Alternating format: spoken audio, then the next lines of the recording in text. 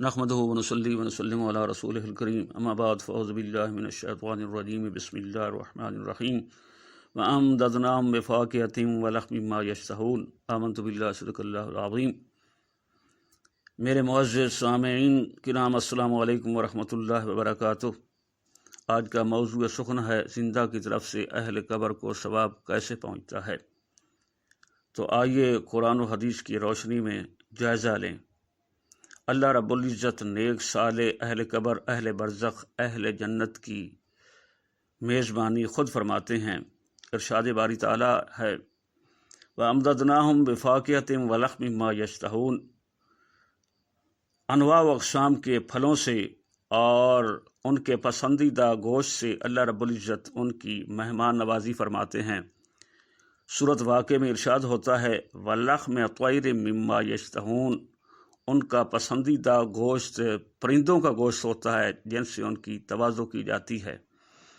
تو قرآن پاک کی بہت سی آیات مبارکہ ہیں جو ان کی میزبانی پر دلالت کرتی ہیں۔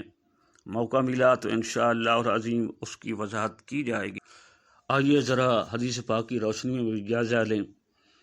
حضرت انس رضی اللہ تعالی عنہ سے مروی ہے کہ محبوب خدا سید الانبیاء صلی اللہ علیہ وسلم نے فرمایا کہ جو تم اہل برزخ، اہل قبر کے لیے صدقات، خیرات، یہ سارے ثواب کا انتظام و انصرام کرتے رہتے ہو، اسے حضرت جبریل امین علیہ السلام جنتی برتنوں میں رکھ کر اہل قبر کے پاس جاتے اور یوں فرماتے ہیں یا صاحب القبر العمیق، اے گہری قبر والے، حاذہ ہدیۃ اہداہا الیک اہلک، یہ ہدیے، یہ تحفے طائف تیرے گھر والوں نے تیرے لیے بھیجے ہیں، فاقبلھا، پس اسے قبول کیجئے، فتدخل علیہ، پھر اسے پیش کر دیتے ہیں، فیفرح بھا، پھر وہ اہل قبر، اہل برزخ انہیں دیکھ کر بڑا خوش ہوتا ہے، ویستبشر، اور اپنے برزخی اڑوس پڑوس والے احباب کو دکھاتا ہے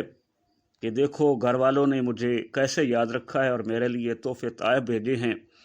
وَيَحْزُنُ جِيرَانُهُ الَّذِي لَمْ يُهْدَى إِلَيْهِمْ شَيْءٌ، اور اس کے پڑوسی وہ بڑے غمگین ہوتے ہیں جن کو یہ تحفے طائف نہیں بھیجے جاتے۔ آپ کو ایک تجویز دیتا ہوں کہ تم بھی اپنے احباب کے لیے اسی طرح ایثار ثواب کا اہتمام کیا کرو تاکہ آنے والی نسلیں تمہارے لیے ایثار ثواب کا اہتمام کریں۔ آج کے لیے یہ درس کافی ہے، اسی پہ اکتفا کرتا ہوں۔